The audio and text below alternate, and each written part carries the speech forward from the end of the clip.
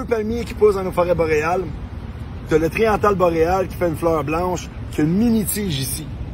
Ces feuilles sont pas disposées de la même façon. Tandis que tu arrives à côté, et là, tu as ce qu'on appelle le concombre sauvage, c'est la médéole de Virginie. C'est une plante qui est anticonvulsive et qui est diurétique. Les Amérindiens utilisaient ça dans le temps pour leurs enfants qui avaient des crises d'épilepsie.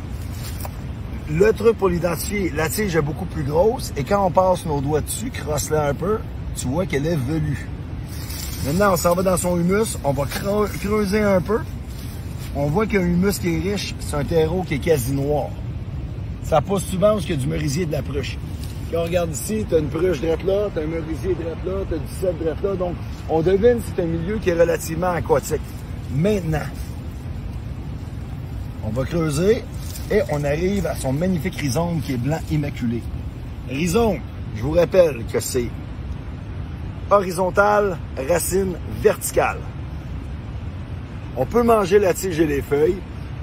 Comme je vous ai dit, qu'est-ce qui est vraiment prisé là-dessus, c'est son rhizome. Tu nettoies un peu, t'enlèves les petites radicelles, les racines. Là. Tu casses, ça fait crunch.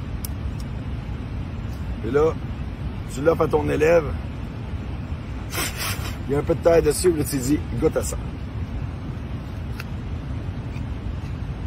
Oh my God. C'est malade, hein? Oh. C'est bon, hein, Chris? On va t'en cueillir quelques-uns. Il y a quand même pas mal de spécimens. C'est très important d'avoir une approche de respect envers cet environnement-là. Ça, c'est un rhizome que tu viens de manger. On appelle ça un rhizome mère. Rhizome mère va faire des rhizomes fils. Ça veut dire qu'il peut en faire jusqu'à 5-6 par rhizome. Fait que ta carotte que tu as vu que tu as mangée, elle va créer 5-6 carottes. Éventuellement, rhizome mère va mourir. Puis ces autres rhizomes, qui sont des rhizomes fils, vont eux-mêmes devenir rhizomes mères, puis ils vont faire d'autres bébés. Puis ça fait des fleurs et des graines aussi. Donc je vais t'en cueillir une coupe pour que tu puisses ramener ça chez vous et mettre ça en salade. Puis on a ici de l'oxalide. Tout le monde connaît l'oxalide. Ça ressemble à un faux trèfle. C'est un fait dépuratif, c'est rempli d'acide oxalique. Il ne faut pas manger en trop grande quantité, spécialement si vous souffrez d'ostéoporose. Mais en salade, c'est délicieux, goûte à ça.